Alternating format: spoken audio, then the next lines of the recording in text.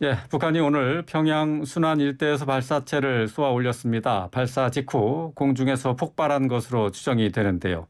올해 10번째 무력 시위에 나선 북한의 속내를 알아보겠습니다.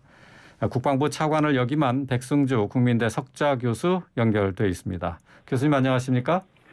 예, 안녕하세요. 네. 백승주입니다. 예, 교수님. 자, 합동참모본부는 북한이 오늘 오전 9시 30분쯤 평양 순안 일대에서 미상 발사체를 발사했다라고 밝혔습니다. 자, 교수님은 이 미상의 발사체가 무엇이라고 예상하시나요? 미상 발사체란 이제 우리 국민기에 너무 익숙하죠.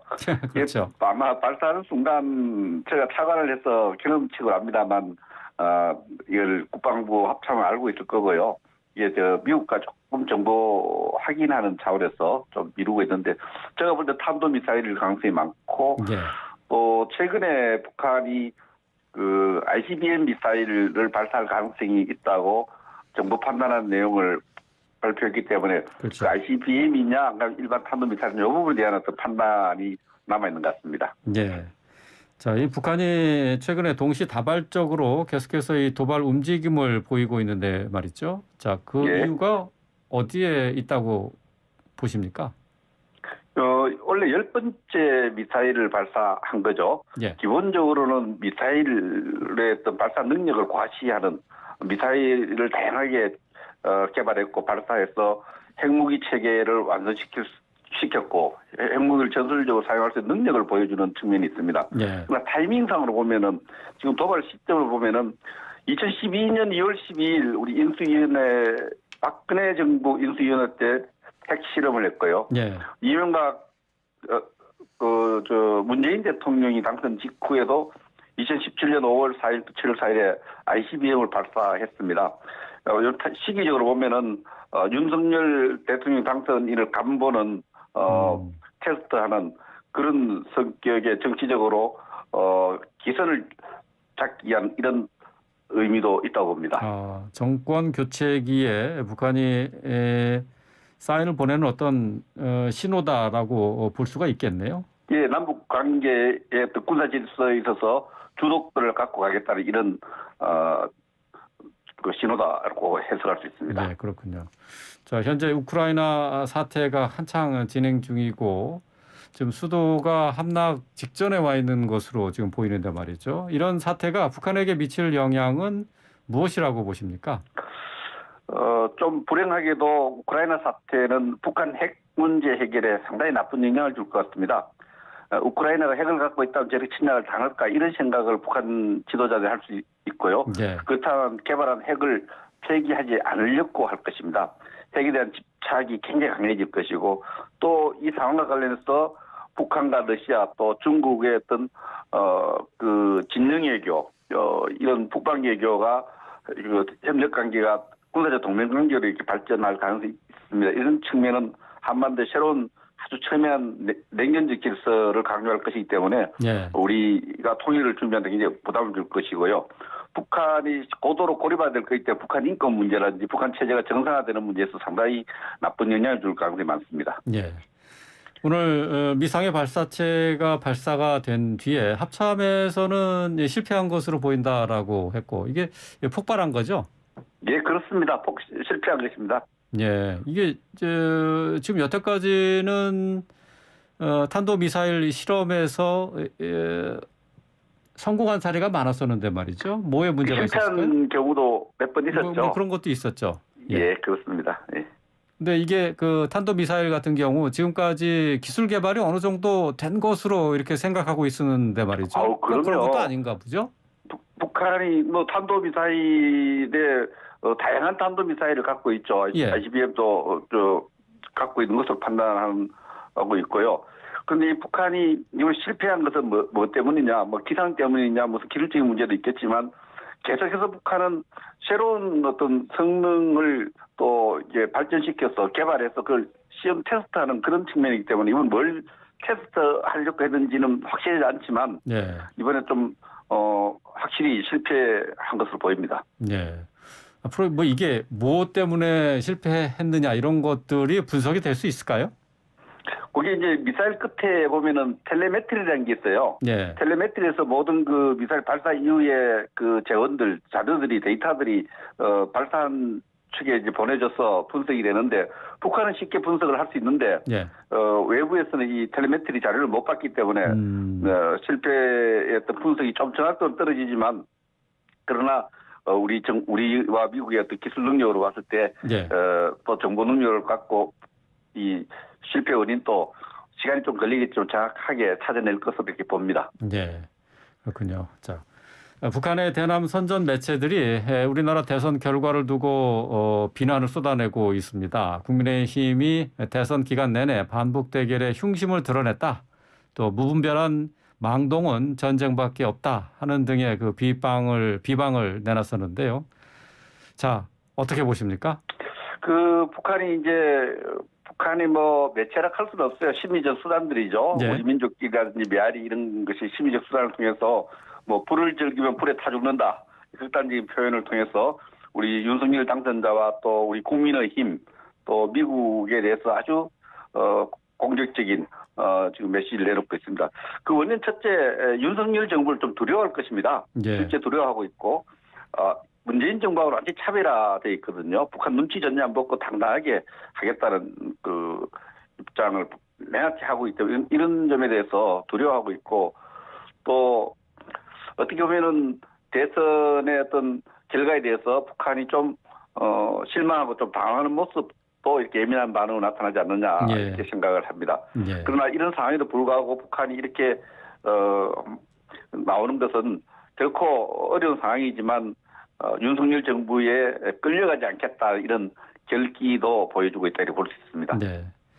문재인 대통령은 남북이 대화의 의지와 노력을 지속해야 한다라고 얘기를 했습니다만 윤석열 당선인은 북한이 도발을 한다면은 그것은 바로 한반도 평화 프로세스의 조종을 울리는 것과 마찬가지다라고 경고를 했어요. 자, 북한이 도발 수위를 계속해서 높이고 있는데 말이죠. 차기 정부의 대북 정책 어떤 방향으로 가야 한다고 보십니까? 도발로 규정하고 거기에 강력히 대응해 갈 것으로 봅니다. 그리고 지금 문재인 정부의 가장 큰 문제점은 북한 지도자, 북한 눈치 보기 이데올로기가 심하다 이렇게 표현을 했습니다만 눈치 보기 심한데 이제 앞으로 윤석열 정부는 북한의 눈치 보기 안 할 겁니다. 네. 그러면서 저는 그 정상회담을 비롯한 남북 간의 여러 가지 대화 채널을 열어놓고 만나야 된다고 생각을 합니다. 만나서 북한이 듣기 좋은 이야기가 아니라 북한이 듣기 싫어도 꼭 해야 될 이야기, 그런 이야기를 당당하게 하는 그런 윤석열 정부의 대북 정책 모습을 건의도 드렸고 그렇게 해갈 거로 생각합니다. 네. 근데 사실은 남북 관계에 있어서 대화 쪽으로 방향을 트는 것보다 강경한 입장을 보이는 것은 오히려 여러 가지로 부담이 많지 않습니까? 그렇지 않습니다. 2015년 경우에 북한이 목함 지대를 통해서 도발을 했을 때 우리가 강하게 나갔을 때 북한이 대화를 사정사정했습니다. 판문제 대화를 해서 또 합의를 하고 또 합의를 안 지켰습니다만은 북한에게 눈치 보고 평화를 구걸해서 평화를 얻어지는 것이 아닙니다. 당당하게 하면은 북한이 오히려 정말 좀 더 지금보다 나은 진정성을 갖고 대화를 하러 나올 것으로 이렇게 봅니다. 네. 모든 외교 관계가 그렇습니다만은 원칙 있는 접근이 가장 최선의 방법 아니겠습니까? 그렇습니다. 첫째 원칙은 북한의 도발로 이야기를 못한 게 이게 잘못된 거죠. 북한이 10차례 도발했으면 이걸 미사일로 하면 되는데 미상의 발사체 이렇게 애매한 표현할 필요 없어요. 탄도미사일 도발하고 이것이 유엔 제재를 위반했다. 이 제재를 계속 해야겠다. 이런 원칙 있는 입장이 오히려 북한이 도발할 때 좀 더 우리를 의식하고 또 대화에도 좀 더 진정성을 갖고 나옵니다. 원칙은 도발은 도발로 규정하고 거기에 그렇게 대응을 하고 또 대화할 때는 진짜 듣기 좋은 이야기만 하지 말고 예. 북한에게 우리가 해야 될 이야기, 국민의 목소리를 그대로 전하는 이런 당당한 모습이 중요합니다. 예. 그게 원칙이 되어야 됩니다. 예. 알겠습니다. 자, 그리고 또 윤석열 당선인이 대통령 집무실을 용산 국방부 청사로 옮긴다 하는 보도가 나왔습니다. 국방부에서 근무도 하셨잖아요. 예, 제가 차관으로 31개월 근무해서 국방부 청사 구조를 잘 압니다. 예, 이제 어떻습니까? 당선인의 공약을 이행한 차원에서 상징적으로 저는 의미 있다고 생각하고요. 예, 또 청와대를 떠난다는 것이 뭐 아쉬워하는 분도 계시겠지만 제왕적 대통령 제도에 대한 문제점을 전 국민이 공감하는 그런 부분이 있는데 국방부 청사는 지금 제가 판단할 때는 그 옛날 구청사와 신청사가 있고 예, 비교적 경호 경비에 매우 유리한 위치입니다. 뭐 장기적으로는 그 집무실을 새로 신축할 필요가 있겠죠. 잘 설계를 해서 세계적인 명품 집무실을 만들 필요가 있지만 단기적으로 옮긴다면은 경호 경비가 비교적 용이하고 또 네. 시민들의 피해를 최소화할 수 있는 경호상의 어떤 여러 가지 부담을 최소화할 수 있는 국방부 청사도 좋은 대안이라고 저는 생각을 합니다. 그래요. 공간도 근데 좀 있고요. 국방부가 이제 말씀하신 것처럼 경호 경비가 완벽하게 갖춰 있다 보니까 그러면 뭐 청와대랑 지금 현재 위치하고 뭐가 다르냐 그런 비판도 있어요. 그거는 청와대는요. 지금 대통령 집무실하고 여민관이라 해서 그 비서실장을 비롯한 비서진들의 근무 공간이 많이 이격되어 떨어져 있어요. 지금 당선인이 원하는 것은 이런 비서실과 비서진과 집무실 좀 떨어져 있지 않고 같이 문 열고 대화할 수 있는 그런 공간을 필요로 하는데 지금 국방부 내부의 어떤 구조로 봤을 때는 지금 청와대하고는 완전히 다르죠. 그래서 예. 그런 공간으로. 아니 근데 그 대통령실에서 이제 서로 보좌관들이나 비서들과 일하는데 어떤 거리감이 없이 한다는 거는 뭐 좋습니다만 예, 결국 시민들하고 접촉점이 없을 것 아니냐 하는 지적이거든요. 시민들의 또 접근은 거기 뭐 문이 서문도 있고 한데 그거는 설계를 통해서 변화를 주면 됩니다. 그래서 지금과 다른 시민들의 접촉 또 시민 가까이 가는 이것은 청와대를 나오는 것 자체가 네. 그러한 공약을 이행하는 것으로 우리 이해할 수 있습니다. 예. 뭐 지금 현재 있는 국방부 자체의 현재 이제 경호나 경비 시스템 그대로 유지가 되는 게 아니고 변화를 준다는 얘기가 되겠죠? 그렇습니다. 이 경호 경비도 발상의 전환을 좀 해서 재점검할 필요가 있을 것입니다. 과잉하는 부분이 없는지 또 새로운 시대에 맞는 소프트웨어를 장착해야 될 부분이 없는지 이런 부분에 대해서 이 기회에 좀 더 원점에서 재점검할 필요가 있다고 생각합니다. 네, 일반인들은 접근이 쉽지 않은 곳이라서 그곳이 얼마나 넓고 어떻게 구조가 되어 있는지 잘 모르거든요. 상당히 일반인 접근하기 쉽습니다. 좋습니다. 국방부는. 아 그래요? 예. 예, 제가 거기 31개월간 근무했는데 예. 그 완전히 청와대하고는 접근했던 그게 완전히 뭐 다릅니다. 예. 용이합니다. 예. 알겠습니다. 뭐 지금 뭐 백승주 교수께서는 뭐 차기 국방장관 함업형에도 오르고 계신 것 같아요. 저 개인에 대한 얘기는 제가 드리기가 좀 그렇습니다만 예. 대통령 당선인의 메시지 중에서 인사가 중요하고 인재를 정실 인사하지 않겠다. 예. 공정하게 하겠다. 실력 위주로 해서 실력 있는 정부, 실력 있는 국가를 만들겠다.